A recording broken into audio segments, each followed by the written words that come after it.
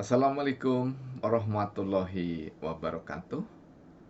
Alhamdulillahirabbil alamin. Allahumma shalli ala Muhammad wa ala ali Sayyidina Muhammad. Merdeka 17 Agustus 1945. 17 Agustus 2021. Genap nanti di jam 10 waktu Indonesia bagian Barat 76 tahun proklamasi kemerdekaan Indonesia tercinta. Tentu dengan sejuta harapan, Indonesia kian hari semakin adil, pemimpinnya semakin bijak berkhidmat,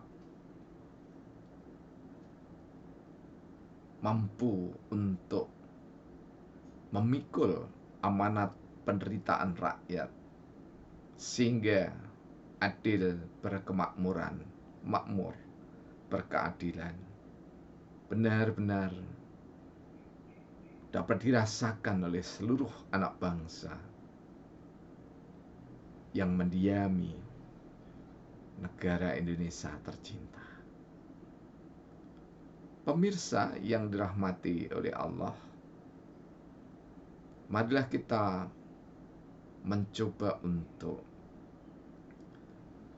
memaknai, tentu saja sesuai dengan kemampuan kita masing-masing, tentang merdeka. Karena itu, tema kali ini kami usung dengan makrifat merdeka. Kita dasarkan pada surah ke-89 Al-Fajr ayat 27 dan 28.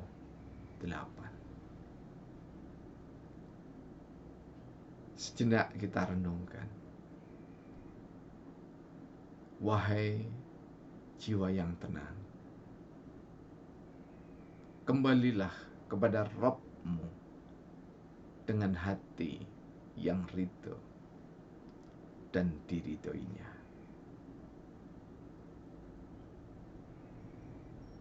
Kalimat ini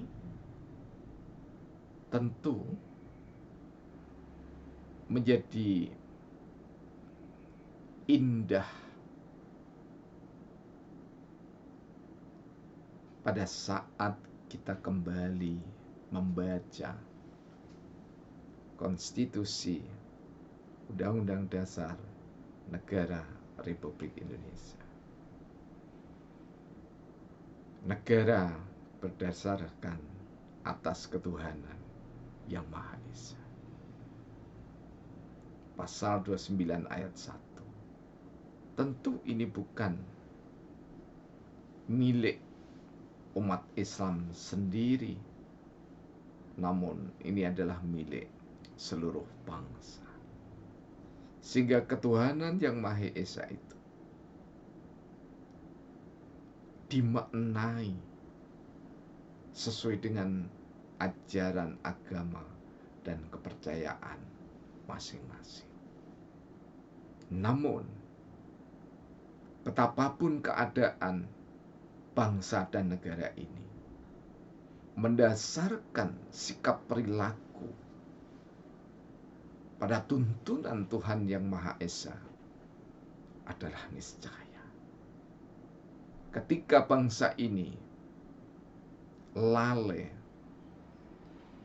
alpa, lupa, bahkan menghina, menista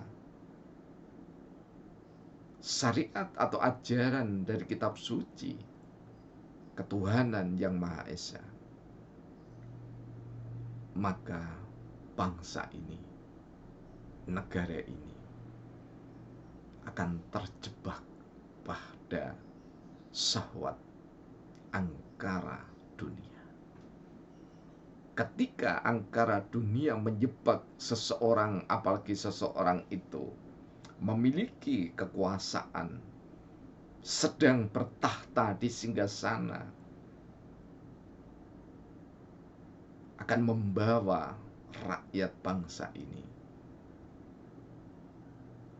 jauh dari kemakmuran, jauh dari keadilan. Karena itu, pemirsa yang dirahmati oleh Allah, jika kita sarikan dari surah Al-Fajr ayat 27 dan 28, makrifat merdeka di usia ke-76 tahun Indonesia merdeka ditandai dengan yang pertama. Setiap anak bangsa hendaknya berjiwa tenang. Karena dengan ketenangan, formulasi kebijakan dapat direnda dengan bijak dan adil.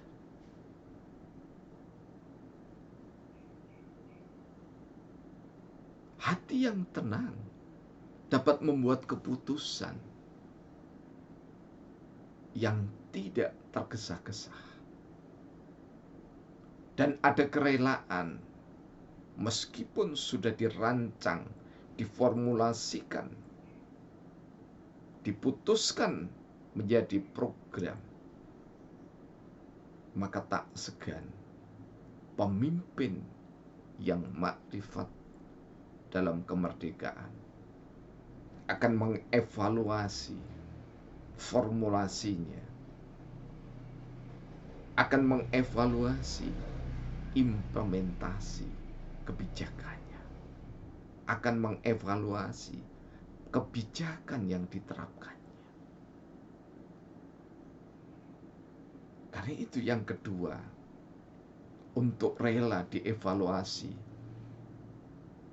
oleh siapapun anak bangsa ini dengan cara yang cerdas, beriman dan bijaksana, maka pemimpin dan anak bangsa ini niscaya yang kedua selalu ingat kepada Allah Tuhan yang Maha Esa. Hanya ingat kepada Allah, maka diri merasa senantiasa terkontrol. Karena terkontrol dengan kemahakuasaan Allah, maka ada maupun tidak ada pengawasan yang dilakukan oleh orang lain, maka seseorang akan jujur dalam tindakannya. Mereka yang sudah makrifat merdeka, yang ketiga adalah yang ridho, tulus legowo menerima syariat atau aturan yang ada di dalam kitab suci. Alkitab maupun Al-Quran menandaskan bahwa setiap orang, apalagi pemimpin, harus berkhidmat kepada firman-firman yang sudah dinubuah risalahkan.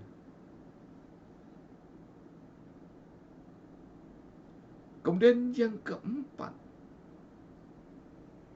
ketika manusia itu ridho terhadap syariat atau keputusan Tuhannya, maka Allah Tuhan Sang Yang Widi, Gusti Kang Murbeng Dumadi,